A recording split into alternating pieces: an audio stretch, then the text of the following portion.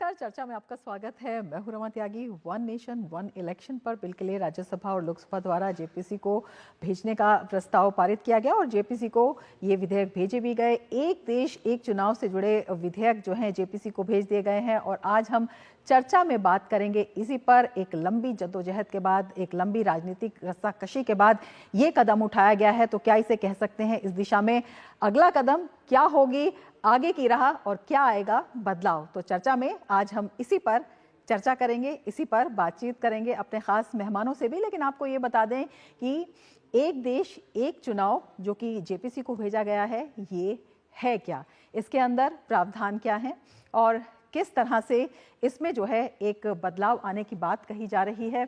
क्या कुछ इससे जो आम जन है, देश है, उसको भी फायदा होगा और किन मायनों में ये अहम है। तो वन नेशन वन इलेक्शन, एक देश एक चुनाव, भारत में लोकसभा और राज्यों की विधानसभाओं के लिए अलग अलग समय पर चुनाव कराए जाते हैं, ये सभी जानते हैं। लेकिन एक देश एक चुनाव का मतलब है लोकसभा और राज्य विधानसभाओं के चुनाव को एक साथ कराया जाए, ये चुनाव एक साथ हों, ये व्यवस्था इस बिल में है। इसके साथ ही मतदाता लोकसभा और राज्य विधानसभाओं के सदस्यों को चुनने के लिए एक ही दिन एक ही समय पर वोट डालेंगे। लेकिन इसका असर क्या होगा, इससे पहले हम आपको बता दें, आज़ादी के बाद 1992, 57, 1962 और 1967 में लोकसभा और विधानसभा के लिए चुनाव एक साथ ही हुआ करते थे। तो पहले ये चुनाव एक साथ हुआ करते थे। 1968 और 1969 में कई विधानसभाएं समय से पहले भंग कर दी गईं और उसके बाद जो परिवर्तन आया वो ये आया कि दिसंबर 1970 में लोकसभा भी भंग कर दी गई और इसी वजह से एक देश एक चुनाव की परंपरा टूट गई। यानी कि 1970 तक ये जो परंपरा थी ये कायम थी। अब इससे फायदा क्या होगा, इसके पक्ष में जो तर्क हैं वो ये है कि चुनाव का खर्च घट जाएगा, चुनाव में जो खर्चा है उसमें कमी आएगी। हर 5 साल में लोकसभा के चुनाव के साथ साथ विधानसभा चुनाव को भी आयोजित इसमें किया जाता है, तो इससे जो राजकोषीय खाता है उसमें इजाफा होगा, उसमें बचत होगी।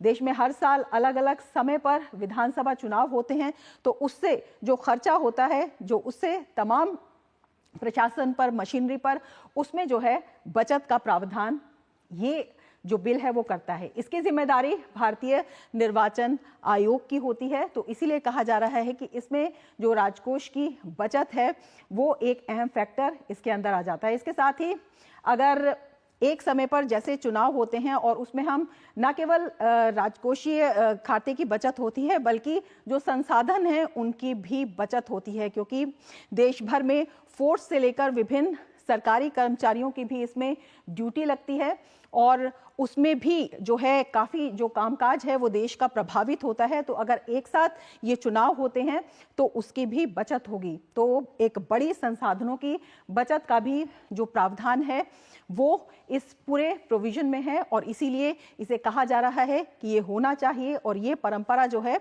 वो चलनी चाहिए। और इसके साथ ही अगर हम शासन और सुरक्षा की बात करते हैं तो उसमें भी बताया जा रहा है कि काफ़ी जो है ये प्रैक्टिकल अप्रोच के साथ लाया जा रहा है, तो इससे जो संसाधनों का बोझ कम होगा और विकास कार्य जो हैं, जो सरकारी काम हैं, उसमें भी रुकावटें नहीं आएंगी, क्योंकि जब चुनाव होता है तो अक्सर जो विकास की परियोजनाएं हैं वो रुक जाती हैं और ऐसे में साल में एक ही बार में इस तरह की आवश्यकता पड़ेगी। तो फोकस ये रहेगा जो कामकाज है वो ना रुके, प्रशासन और सुरक्षा बलों पर जो बोझ है वो कम से कम पड़े, जिससे कि अन्यत्र जगह पर जब ये फोर्सेस लगाई जाती हैं तो उस काम में बाधा ना आए। इसके साथ ही केंद्र और राज्य सरकारें जो हैं वो कामकाज पर सामान्यतः फोकस कर देती हैं, क्योंकि जब चुनाव आते हैं तो जो बहुत सारा ध्यान है वो इन चुनावों पर चला जाता है और बार बार इलेक्शन मोड में जाने से ये विकास कार्य जो हैं प्रभावित होते हैं, विकास परियोजनाएं भी प्रभावित होती हैं।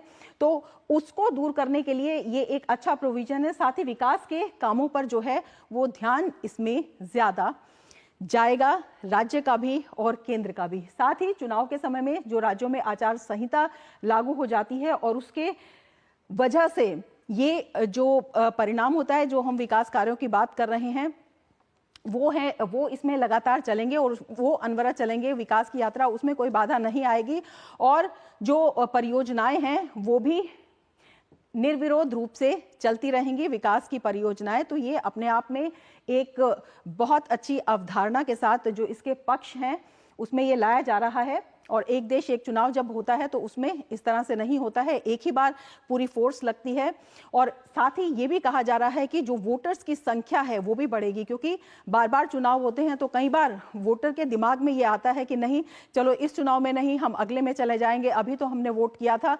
लेकिन इसमें जब उन्हें एक बार वोट डालना है तो उन्हें वोट की अहमियत का ज़्यादा एहसास होगा। इसके साथ ही अगर इसमें हम बात करें जीडीपी पर असर की, तो जीडीपी पर असर की भी कोविन कमेटी की जो रिपोर्ट है वो बताती है कि सभी चुनाव एक साथ होने पर अपने आप में जो भारत की राष्ट्रीय रियल जीडीपी ग्रोथ है वो अगले वर्ष 1.5% तक बढ़ जाएगी। तो ये अपने आप में खासा बड़ा असर है। जीडीपी की ग्रोथ 1.5% बढ़ना और 4.5 लाख करोड़ रुपए के बराबर अगर हम देखें जीडीपी का 1.5% वित्त वर्ष 2023-24 में 4.5 लाख करोड़ रुपए के बराबर था। तो ये ग्रोथ पर भी असर डालेगा, इसके तर्क में कहा जा रहा है। साथ ही ये रकम भारत के स्वास्थ्य पर कुल सार्वजनिक खर्च का आधा और शिक्षा पर खर्च का 1/3 होता है। तो अपने आप में देखा जा सकता है कि आर्थिक रूप से भी इसका कितना कुछ सकारात्मक प्रभाव जो है वो पड़ने वाला है। और अगर देश में लगातार चुनाव का चक्र ये चलता रहता है तो निवेश को लेकर भी अनिश्चितता का माहौल बनता है। ये कोविन समिति की रिपोर्ट कहती है जो कि बनाई गई थी इसके लिए। और सभी चुनाव एक साथ होने पर जीडीपी के लिए नेशनल ग्रॉस फिक्स्ड कैपिटल जिसकी हम बात कर रहे हैं उसका जो अनुपात है वो करीब 0.5% जो है वो बढ़ जाएगा। तो निवेश का अनुपात भी इससे बढ़ने के ये इसके प्रभाव बताए जा रहे हैं कि किस तरह से इसका जो सकारात्मक प्रभाव है अर्थव्यवस्था पर वो पड़ेगा। तो अपने आप में केंद्र और राज्यों के चुनाव में एक साथ होने पर सार्वजनिक खर्च 17.67% जो है वो बढ़ने की बात जो है कही गई थी। लेकिन उसके अंदर भी कई तरह के तर्क दिए गए हैं कि सार्वजनिक खर्च में राजस्व के बजाय पूंजीगत खर्च जो है वो अधिक होगा। तो ये कमेटी की रिपोर्ट है जो बताती है कि इसका क्या इसमें असर होगा। सामान्य तौर पर अगर हम खर्च की बात करते हैं तो जो जीडीपी ग्रोथ है उसको पूंजीगत खर्च जब बढ़ता है तो उससे जीडीपी ग्रोथ है उसको मजबूती मिलती है। तो इसका एक दूसरा पक्ष भी इसमें सामने आ जाता है। तो अपने आप में ये खासा जो है अहम है। किस तरह से इसके सामाजिक असर हैं, किस तरह से इसके राजनीतिक असर हैं, उस पर हम चर्चा करेंगे। और क्या कुछ इसका आर्थिक असर है वो भी इसमें साफ तौर पर दिखाया गया है। और अब हम आपको बताते हैं कि क्या कुछ इसमें कहा गया जब ये जेपीसी को भेजा गया। I rise to move the following motion that this House concurs in the recommendation of the Lok Sabha that this House do join in the joint committee of the Houses on the Constitution 129th Amendment Bill 2024 and the Union Territories Laws Amendment Bill 2024 and resolves that the following members of the Rajya Sabha be nominated to serve on the said joint committee. 1. Shri Ghanshyam Tiwari. Number 2. Shri Bhuneshwar Kalita. Number 3. Dr. K. Lakshman. Number 4. Kavita Patidar. Number 5. Shri Sanjay Kumar Jha. Number 6. Shri Randeep Singh Surjewala. Number 7. Shri Mukul Vasnik. Number 8. Shri Saket Gokhale. Number 9, Shri P. Wilson. Number 10, Shri Sanjay Singh. Number 11, Shri Manas Ranjan Mangraj. Number 12, Shri V. Vijay Sai Reddy. Thank you, sir. Motion moved. Those in favor will please say aye. Those against will please say no. I think the ayes have it. The ayes have it. The ayes have it. The motion is adopted. तो bill JPC को भेज दिए गए हैं और हमारे साथ दो खास मेहमान जुड़े हुए हैं इसी पर चर्चा के लिए। हमारे साथ स्नेहलता श्रीवास्तव जुड़ी हुई हैं, फॉर्मर सेक्रेटरी जनरल लोकसभा, और हमारे साथ शेखर अय्यर जुड़े हुए हैं, वरिष्ठ पत्रकार हैं। स्नेहलता जी, सबसे पहले आपके पास आना चाहेंगे और आपसे जानना चाहेंगे, एक लंबी रस्साकशी चली और जो हुआ इस पर सबने देखा, अब जो है आगे की राह इसमें क्या दिखाई देती है? इसमें देखिए, पहले जेपीसी की क्योंकि ये बिल अमेंडमेंट है, कॉन्स्टिट्यूशनल अमेंडमेंट बिल है, ये जेपीसी को भेजा गया है। तो जेपीसी के द्वारा पहले इसका परीक्षण किया जाएगा और उसमें सभी पार्टियों के जो मेंबर्स हैं, मेंबर्स ऑफ पार्लियामेंट, वो उसमें प्रतिनिधि रहेंगे। और उसके बाद जब जेपीसी की रिपोर्ट बन करके संसद में प्रस्तुत होगी, तो उसके बाद जैसा कि जब बिल इंट्रोड्यूस हुआ था तब कहा गया था कि सभी को बोलने का मौका दिया जाएगा, जितना समय चाहे उतना दिया जाएगा। तो एक लंबी चर्चा की संभावना है। और उसके बाद ये बिल जब ये राज्यसभा लोकसभा और राज्यसभा दोनों से 2/3 बहुमत से पारित होना जरूरी है, और उसके बाद ही इस बिल को कानून की और संविधान में संशोधन की अनुमति मिल पाएगी। बिल्कुल, शेखर अय्यर जी आपके पास आना चाहेंगे और आपसे जानना चाहेंगे, अगर हम इस बिल को देखते हैं और जो इसके प्रोविजंस हैं उनको देखते हैं, तो अपने आप में ये दिखाई देता है कि सामाजिक रूप से, राजनीतिक रूप से और आर्थिक रूप से एक सकारात्मक असर की बात कही गई है। लेकिन विपक्ष जो लगातार इसका विरोध कर रहा है, उसके पीछे आप क्या देखते हैं, जबकि एक लंबे समय तक पहले भी कांग्रेस के शासन में ये व्यवस्था यहाँ पर लागू रही? बिल्कुल, देखिए 1967-68 तक तो ये जारी था, ऐसे ही चलता था। उसके बाद जो राजनीति में कई उटल पटल के बाद ये फॉलो नहीं हो पाया। आज भी देखिए, कम से कम 4 राज्यों में लोकसभा चुनाव और विधानसभा चुनाव इकट्ठा होता है। आंध्र प्रदेश, उड़ीसा में, सिक्किम में, और पहले भी आपके ये तेलंगाना भी पहले ही था।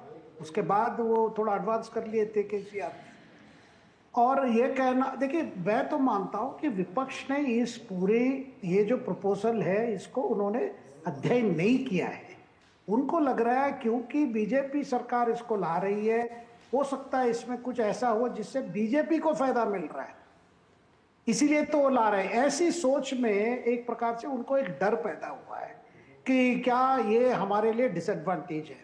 मुझे लगता है जब जेपीसी में ये पूरे डिस्कशन, देखिए सरकार ने भी क्लियर कर दिया, कोई जल्दबाजी नहीं है, कुछ नहीं है, आप डिस्कस कीजिए, हो सकता है और संशोधन की ज़रूरत हो और चीज़ें। क्योंकि दो बातें जो हम समझ पा रहे हैं, एक है कि 5 साल का कार्यकाल होगा लोकसभा का और विधानसभा का, और इस पीरियड में मान लीजिए सरकार गिर जाती है, दूसरा सरकार नहीं बन पाती या दोबारा चुनाव करने की एक मोहब्बत आती है, तो उस जो चुनाव में जो होगा वो रिमाइंडर पीरियड के लिए होगा, ये बात कही गई है। तो अगर एक लीडर को कॉन्फिडेंस जाता है तो वो किस तरह होगा। अब सवाल आता है ये कब से लागू होगा, कैसे लागू होगा, और हम जानते हैं इससे बहुत कुछ काम भी बाकी है। देखिए सेंसस होना है, सेंसस के बाद डीलिमिटेशन होगी, फिर आपके 33% की जो महिला आरक्षण है उसको भी लागू करना है। तो कई चीज़ें इस पे है, अभी कोई टाइम शेड्यूल नहीं है कि पहले सोचती कि कम से कम जो अगले लोकसभा चुनाव है क्या उसमें लागू हो सकता है। देखिए बहुत चीज़ें आगे है, लेकिन एक प्रिंसिपल के तौर पे सरकार चाहती है इस पर बहस, इस पे आइडियाज़ हो, नेशनल डिबेट हो, ताकि ये देखिए मूल कारण क्या है कि हमारा देश पिछले कई सालों से हम क्या देख रहे हैं कि हर समय चुनाव की बात होती है, राजनीति भी चुनाव से जुड़ा हुआ है। जब चुनाव का यही है कि डेमोक्रेसी में चुनाव का एक ही उसका ये है कि भाई आप सरकार चुने और सरकार पूरा 5 साल अपने सुशासन देने की पूरे उस पर फोकस करे। ये नहीं कि भाई हर 2 साल के बाद ये चुनाव आ रहा है, कभी उपचुनाव आ रहा है। तो जब चुनाव के ही माइंड होती है तो सरकार को ज़्यादा ध्यान नहीं दे पाते, यही इसका मेन कारण बताया गया। इसके अलावा खर्चा की बात जो बताया जा रहा है, देखिए प्रशासन की तरफ से, चुनाव आयोग की तरफ से, और जो होम मिनिस्ट्री की तरफ से जो लॉजिस्टिक्स की जो है वो भी है, और साथ में पार्टियों की खर्चा देखिए जब पार्टीज अलग अलग खर्चा करने की करती है तब धन जुटने में लग जाती है, जिसके वजह से हम देखते हैं कि भ्रष्टाचार का भी एक कारण कहा जा रहा है कि भाई चुनाव में बहुत खर्चा होता है। तो खर्चा कम करने की बात ना केवल सरकार की तरफ से, लेकिन पार्टीज भी अपना खर्चा कम करे तो हो सकता है एक प्रकार से ये चुनाव में सुधार भी आ जाएगा। क्योंकि अगर एक ही चुनाव हो रहा है तो इतना खर्चा नहीं है, अगर इतना खर्चा नहीं है तो ये जो फंड कलेक्शन की क्या जरूरत है फिर। तो कई बातें हैं, लेकिन ये इस पर बहस होनी चाहिए। सरकार चाहती है इसमें संवाद हो, डिबेट हो, और जेपीसी एक प्रकार से एक माध्यम है जहां विपक्ष के रिप्रेजेंटेटिव्स भी है, आपके सरकार की तरफ से भी उसमें रिप्रेजेंटेटिव्स है। बिल्कुल। स्नेहलता जी, आपसे जानना चाहेंगे, जेपीसी की जो सिफारिशें हैं वो कितनी मान्य होती हैं, कितना उनका असर होता है? हालांकि काफ़ी जो जेपीसी है ये इसमें अहम कही जा रही है, लेकिन कई बार ऐसा भी होता है कि आंशिक रूप से भी मानी जाती हैं, कई बार अस्वीकार भी कर दी जाती हैं, कई बार पूरी की पूरी भी ले ली जाती हैं। तो क्या कुछ आपको लगता है कि इस पे जो चर्चा है वो लंबी चल सकती है? हाँ, देखिए, जेपीसी को आर्टिकल्स में जो अमेंडमेंट है उस सभी पर चर्चा करवानी होगी अपनी कमेटी की मीटिंग्स में। और चूंकि एक बहुत ही महत्वपूर्ण संविधान संशोधन का बिल है, तो इसमें जेपीसी को में जो सदस्य हैं, जो लोकसभा से जेपीसी है तो जॉइंट पार्लियामेंट्री कमेटी है, उसमें लोकसभा से भी सदस्य होंगे और राज्यसभा से भी सदस्य होंगे। तो उन सभी सदस्यों की बात वहाँ पे रखी जाएगी, वो रिकॉर्ड होगी, और उसमें जो कानून के हिसाब से जो संविधान के जो एक्सपर्ट हैं वो भी उनके सामने प्रस्तुत होंगे। और यही कहा गया है कि उसमें कोई कमी ना रह जाए, और इसीलिए वो कमेटी को भेजा जाता है। जैसे कोई भी बिल है उसको कमेटी में भेजने की प्रथा इसीलिए है कि सभी स्टेक होल्डर्स को एक बार सुना जाए और सभी प्रावधानों के जो माइन्यूट डिटेल्स हैं उसको भी चर्चा कर ली जाए। तो ये कहना कि जैसा आपने बोला कि जेपीसी की जो जेपीसी एक तरह से पार्लियामेंट का ही एक्सटेंशन है, और पार्लियामेंट में चूंकि इतना समय नहीं रहता है कि इतना समय दे करके उस पर चर्चा की जा सके, तो इसीलिए जो कमेटीज होती है उसमें काफी विस्तार से चर्चा होती है और बहुत सारे प्रमाण, पूर्व उदाहरण और ये सब चीजें उसके समक्ष रखी जाती हैं और फिर रिपोर्ट प्रस्तुत की जाती है। तो ये एक बहुत अच्छा कदम है कि सरकार ने पार्लियामेंट में ये फैसला लिया है कि इसको जेपीसी को रेफर किया जाए। आई एम श्योर कि इससे हमारी प्रजातंत्र मजबूत होगा। बिल्कुल। Shekhar ji, centre for media studies की एक रिपोर्ट भी आई है जिसमें जो चुनाव खर्च है किस तरह से बढ़ा है और प्रति व्यक्ति चुनाव खर्च जो आता है वो किस तरह से आता है, और अगर वो बचता है, कंटिन्यूस जो चुनाव का प्रोसेस रहता है, तो उस पर आम आदमी पर कितना असर पड़ेगा, पूरी जो कल्याणकारी योजनाएं हैं उन पर कितना असर पड़ेगा, इसको साफ तौर पर बताया गया है। लेकिन जो विपक्ष ने जिस तरह की आपत्तियां दी हैं, विपक्ष ने जिस तरह से इसे संघीय ढांचे का हनन भी कहा, उसको आप किस तरह से देखते हैं और किस वजह से ये बातें कही जा रही हैं? देखिए, चुनाव का टाइमिंग और फेडरलिज्म की बात हो या राज्य के अधिकार की बात हो, मुझे नहीं लगता कि कोई संबंध है। ठीक है, वो राज्यों के अधिकार क्या है वो संविधान में बड़ा क्लियर है। तो इसमें यह सवाल करना कि अगर वन नेशन वन पोल होगा तो फेडरलिज्म कैरेक्टर पे ये इफेक्ट हो जाएगा, मुझे नहीं लगता है कि कोई लॉजिकल एक आर्ग्यूमेंट हो सकता है इसके खिलाफ। देखिए, पार्टीज, जो भी पार्टीज जो लोगों के साथ कांटेक्ट में, लोगों की पल्स को स्टडी, वो किसी भी चुनाव तो सामने करने को तैयार है। देखिए, जो पार्टी अलग अलग चुनाव समय में जीत नहीं सकती वो इसमें भी जीत नहीं पाई। जो पार्टी अलग से जीत पाती है, लोकप्रियता जिस पार्टी की है, जो लोगों के समस्या को दूर करने के लिए जो वचनबद्ध है और लगे हुए हैं, उन पार्टी के लिए दिक्कत नहीं है। लेकिन मुझे लगता है ये उनको, क्योंकि जो हालत में आज चुनाव, एक चुनाव के बाद एक चुनाव, आप देख रहे हैं कि कांग्रेस जैसे पार्टी की क्या हालत है कि वो फेस नहीं कर पा रहे हैं, तो वैसे ही वो चुनाव प्रक्रिया पे सवाल उठा रहे हैं। उसमें भी देखिए, सारे सब विपक्ष के पार्टी एक नहीं है। तो जब उनको इतनी संदेह है अपने काबिलियत पर, अपने कैपेसिटी पर, अपने कैपेबिलिटी पर, तो वो इस तरह की सोच रहे भाई ये भी आ जाएगा तो क्या करेंगे। देखिए ये सब कोई मुझे वैलिड रीजन नहीं है। ठीक है, इस प्रक्रिया को लेकर कई बातें हो सकती है, कई संदेह हो सकती है, वो दूर होगा जब आप जेपीसी में ये बातें रखेगी। सरकार की क्या सोच है, व्यवस्था की क्या सोच है, और ये जो लीगल एक्सपर्ट्स है, देखिए रामनाथ कोविंद के नेतृत्व, रामनाथ कोविंद जी के नेतृत्व में जो कमेटी थी, उस कमेटी में कई लोग थे, जैसे हरीश साल्वे थे। तो ये सब वो लोग तैयार हैं ये सारे एक्सप्लेन करने के लिए कि कैसे कैसे होगा, और ये इसकी सुविधाएं क्या है, इससे बेनिफिट क्या है, इसका पर भी काफी चर्चा हो सकती है। लेकिन मुझे लगता है विपक्ष को भी इस पे ओपन माइंडेड में आना चाहिए, जैसे सरकार भी पूरी तैयार है ओपन माइंडेड करने के लिए, ओपन माइंडेड इसको अप्रोच करने के लिए। बिल्कुल, आपसे ये भी समझना चाहेंगे कि जिस तरह से राज्यों की बात की गई है या जिनकी जो राज्य विधानसभा है उनका भंग करने का समय अगर नहीं आया है, उसको लेकर भी चिंताएं हैं। और ये भी कहा जा रहा है कि जो क्षेत्रीय मुद्दे होते हैं वो अलग होते हैं, जो नेशनल मुद्दे होते हैं वो अलग होते हैं। कई बार क्षेत्रीय जो दल हैं उनके मुद्दे जो हैं वो कॉम्पीट नहीं कर पाएंगे अगर ये चुनाव एक साथ होंगे तो। नहीं रमा जी, देखिए अभी उड़ीसा में तो चुनाव ऐसे ही हो रहे हैं। उड़ीसा में विधानसभा चुनाव और लोकसभा चुनाव इकट्ठा हो रहा है, और ऐसे भी बाकी आंध्र प्रदेश पे भी वही है। क्या वहां पे कोई राज्य के मुद्दे सामने नहीं आते? वहां भी लोग जब वोट डालते हैं, एक वोट डालेंगे वहां विधानसभा के लिए, एक वोट डालेंगे अपने लोकसभा के लिए। देखिए उड़ीसा जैसे राज्य में अगर पिछले 3 चुनाव ऐसे ही हुए हैं, वहां पे अगर वहां के वोटर समझ सकते हैं कि मुद्दा क्या है, किस पार्टी को कहां जितवाना है और कौन एमएलए बनना है, कौन एमपी बनना है। उड़ीसा जैसे राज्य में, मैं उड़ीसा जैसे इसलिए कह रहा हूं, उड़ीसा माना जाता है एक डेवलपिंग स्टेट है। देखिए जिस स्टेट में अगर वो इसको इंप्लीमेंट कर पा रहे हैं, देखिए समस्या कहां मैं बताऊं। देखिए 2025 में 2 चुनाव आ रहे हैं, दिल्ली और बिहार के।